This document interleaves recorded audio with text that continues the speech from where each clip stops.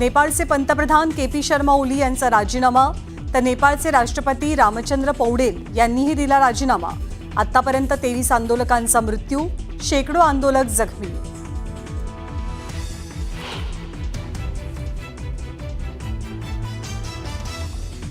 नेपाळमध्ये आंदोलकांनी संसद पेटवली, नेत्यांच्या आणि मंत्र्यांच्या घरांचीही जाळपोळ, अर्थमंत्र्यांना मारहाण करतानाचा व्हिडिओ समोर।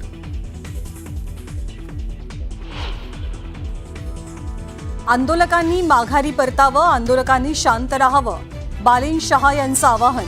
बालेन शहा नेपाळचे नवे पंतप्रधान होण्याची शक्यता।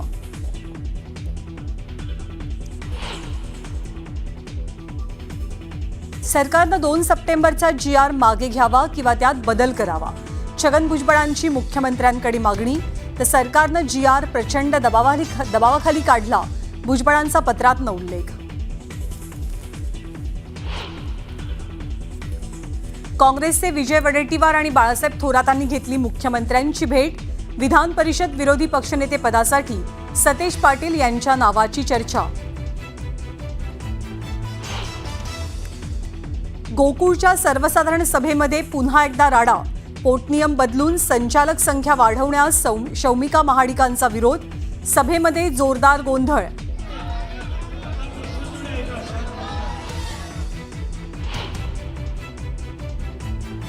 रोहित पवारांचे आरोप बिवलकर कुटुंबियांनी फेटाळले, कुणाचीही जमीन चोरलेली नाही, बिवलकर कुटुंबाचं स्पष्टीकरण। कोणतीही SIT चौकशी नेमली नसल्याची उदय सामंतांची माहिती।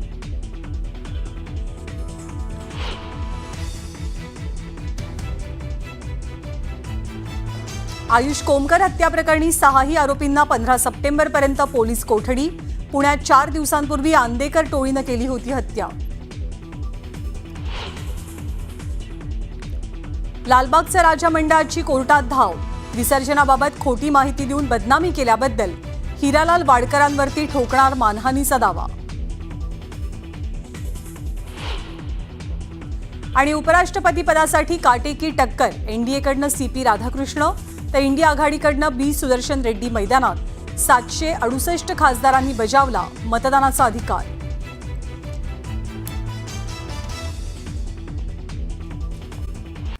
मुंबईमधल्या मराठा आंदोलनाच्या नंतर सरकारनं 2 सप्टेंबरला आरक्षणासंदर्भात एक GR काढला, पण या GRच्या मुद्द्यावरनं राज्यातल्या OBC वर्गात कमालीची नाराजी पसरली आहे, जी उघडपणे दिसूनही येते। याच नाराजीमधनं मंगळवारी छगन भुजबळांनी मुख्यमंत्र्यांना एक पत्र पाठवलंय, ज्यातून मराठा आरक्षण GRवर ताशेरे ओढले गेलेत। मराठ्यांसाठी GR, OBCंचा येईल काय? जरांगे GRच्या अंमलबजावणीवर ठाम, भुजबळांचे मुख्यमंत्र्यांना पत्रातून सवाल। OBC महासंघाचीही फडणवीसांशी चर्चा। मराठा समाजाच्या OBC आरक्षणाकरता सरकारनं GR काढला आणि आरक्षणाची ग्वाही देत जरांगेंच्या आंदोलनावर तोडगा काढला। पण सरकारच्या या GRवरून आता OBCंमध्ये नाराजी असल्याचं पाहायला मिळतंय। मराठा समाजासाठी काढलेल्या या GR विरोधात छगन भुजबळांनी उघड भूमिका घेतली आणि मंगळवारी मुख्यमंत्र्यांना एक पत्र दिलं, ज्यातून हा GR दबावात काढल्याचं तसंच विश्वासात न घेतल्याचे गंभीर आरोप केलेत। GR मागे घ्या किंवा त्यात बदल करा अशी मागणीही समता परिषदेच्या माध्यमातून मुख्यमंत्र्यांना दिलेल्या पत्रातून भुजबळांनी केली आहे।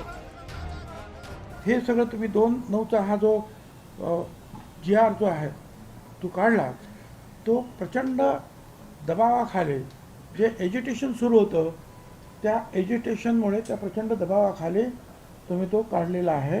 आणि मग OBCची एक कमिटी जी निर्माण झाली त्याच्याशी सुद्धा काही चर्चा काय झालेली नाही आणि त्याचे जे सजेशन आणि ऑब्जेक्शन मागवायला पाहिजे ते सुद्धा तुम्ही काही मागवलेले नाहीत। मराठा आरक्षण उपसमितीचे प्रमुख असलेल्या राधाकृष्ण विखे पाटलांनी मात्र भुजबळांचे हे आरोप फेटाळून लावले। मला वाटतं असं कुठलाही दबाव शासनावर नव्हता। अतिशय विचारांती आमच्या उपसमितीने 3-4 बैठका घेऊन याचा विनिमय केल्यानंतरच आपण तो निर्णय केला आहे। म्हणून मागे मी काही दिवसापूर्वी मी माननीय भुजबळसाहेब आमचे ज्येष्ठ नेते आहेत त्यांना मी विनंती केली आहे की एकदा आपण त्या संदर्भात एकदा मी त्यांच्याकडे जाऊन बसणार आहे, चर्चा करणार आहे की याच्यात वास्तव काय आहे. बऱ्याच वेळा IQ माहितीवरही काही मतं तयार होतात, परंतु आम्हाला वाटतं की आमच्या समितीला असं वाटतं की निश्चितपणे आम्ही त्यांचा गैरसमज दूर करू शकतो. त्याचवेळी राष्ट्रीय ओबीसी महासंघासोबत राज्य सरकारच्या ओबीसी विभागाची महत्त्वाची बैठक मंगळवारी झाली. मंत्री अतुल सावे यांनी बोलावलेल्या या बैठकीत डॉक्टर बबनराव तायवाडे, परिणय फुकेंसह पदाधिकारी उपस्थित होते. मराठा समाजाकरता काढलेल्या या GRमुळे ओबीसी नेत्यांच्या नाराजीवर या बैठकीत चर्चा झाली. ओबीसी नेत्यांकडून मराठा आरक्षण GR रद्द करण्याची मागणी केली जात असतानाच तिकडे मनोज जरांगेंनी सरकारवर अंमलबजावणी करता दबाव वाढवलाय असं बघायला मिळतंय. जरांगेंच्या या मागणीनंतर विखेंनीही अंमलबजावणी करण्यास काही कालावधी लागणार आहे असं सांगत जरांगेंना सबुरीचा सल्ला दिला. हैदराबाद गॅझेटियरच्या नोंदीच्या आधारे प्रमाणपत्र द्यायला सुरुवात करा. 17 सप्टेंबरच्या आत ही प्रक्रिया सुरू व्हायला पाहिजे, ही माझी सरकारला विनंती. आणि याच्यात सरकारनं कुठलाही बदल करू नये. जरांगे पाटलांना आपल्या माध्यमातून एवढीच मला विनंती आणि आवाहन करायचं आहे. आता एक उपसमिती स्थापन झाली, त्याच्यावर चर्चा झाली, आपल्या झालेल्या निर्णयामध्ये गॅझेटरचे GR निघालेत.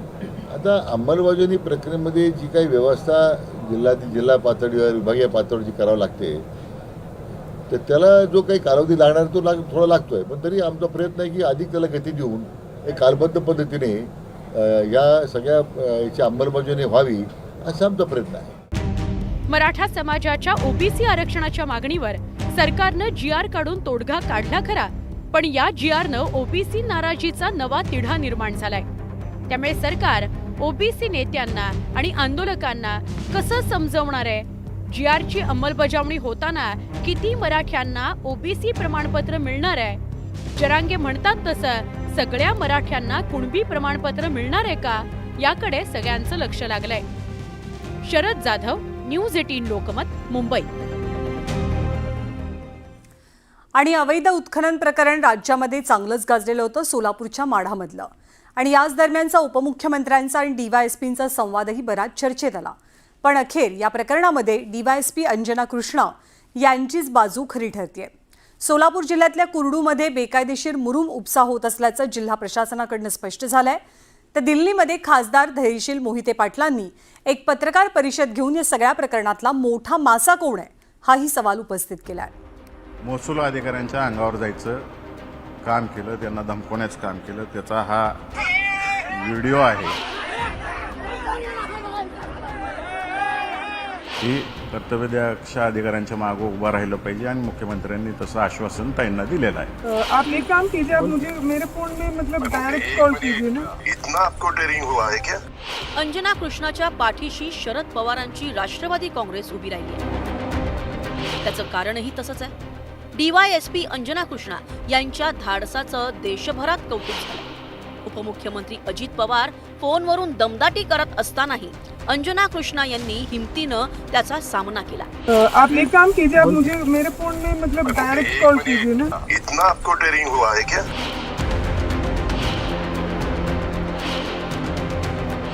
गावात सुरू असलेलं अवैध मुरुम उत्खनन रोखण्यासाठी गेलेल्या अंजना कृष्णा यांना अजित पवारांनी फोन केला होता. या प्रकरणात प्रशासनावरच अजित पवारांच्या पक्षाकडून आरोपही करण्यात आले होते. मात्र आता खासदार धैर्यशील मोहिते पाटलांनी या प्रकरणातील अजून एक व्हिडिओ समोर आणला. खरे माफिया कोण आहेत त्यांना पुढे आणण्याचं काम नक्कीच डिपार्टमेंट करेल. खरे माफिया यातून बाजूला राहिलेले आणि बळीचा बकरा या ठिकाणी सरपंच आणि ग्रामसेवकाला केलं जाईल. कुर्डू गाव हे अत्यंत दहशतखाली जगते. आज त्या ठिकाणचे नागरिक मोठ्या दहशतीच्या खाली जगतायत. हे थांबवायचं जर असेल, मी फक्त एक शासकीय जमिनीत अवैध मुरुमाची जी उत्खनन झालेलं आहे तेवढ्याच बाबतीत बोललेलं आहे. मोहिते पाटलांनी अखेर माफिया आणि कुर्डूतील दहशतीकडे लक्ष वेधलं. तर DYSP अंजना कृष्णा यांची कारवाई चुकीची दाखवण्यासाठी राष्ट्रवादी काँग्रेसकडून प्रयत्न करण्यात आले होते. मात्र जिल्हा प्रशासनानं अंजना कृष्णा यांची बाजू उचलून धरली. मुरडूत अवैधपणे मुरुम उपसा प्रकरण सुरू होतं असं प्रशासनानं सांगितलं. तसंच अंजना कृष्णा यांनी केलेली कारवाई योग्य ठरवली. उपमुख्यमंत्री अजित पवार यांना जो कॉल लावून देण्यात आला होता तो बेकायदेशीर मुरुम उपसा प्रकरणातील जे ग्रामस्थ आहेत त्यांच्याच समर्थनार्थ हा कॉल लावून देण्यात आला होता असंच म्हणावं लागेल. त्यामुळे अंजना कृष्णा यांनी जी कारवाई केली होती ते कायद्याला धरूनच होती. अंजना कृष्णा यांची जिल्हा प्रशासनानं केलेली पाठराखण आणि खासदार धैर्यशील मोहिते पाटलांनी मुरुम उत्खननात बडा नेता असल्याची दिलेली माहिती यामुळे हे प्रकरण लवकरच शमणार नसल्याचं स्पष्ट झालंय. त्यातच अंजना कृष्णा यांनी अवैध मुरुम उत्खनन प्रकरणी आक्रमक पवित्रा का घेतला याची मोठी माहिती समोर आली. अंजना कृष्णाचे वडील VR विजू यांनी अंजना यांच्या लहानपणीचा किस्सा सांगितला. अंजनाला अवैध उत्खनन प्रश्नांची चांगलीच माहिती आहे. मुक्कुत्री मलामध्ये अनेक वर्षापासून मोठ्या प्रमाणात बेकायदा उत्खनन झालं आहे. ती जागा आमच्या घरापासून फक्त 1.5 किलोमीटर अंतरावर आहे. अवैध उत्खनन बघत अंजना मोठी झाली आहे. याचाच अर्थ अंजना कृष्णा यांच्या मनात लहानपणापासूनच अवैध उत्खननाबाबत चीड होती. त्यामुळेच की काय कायदेशीर कारवाई करताना उपमुख्यमंत्री अजित पवारांसारख्या बड्या नेत्यानं हस्तक्षेप करण्याचा केलेला प्रयत्नही अंजना कृष्णा यांनी जुमानला नाही. Bureau report, news 18 Lokmat.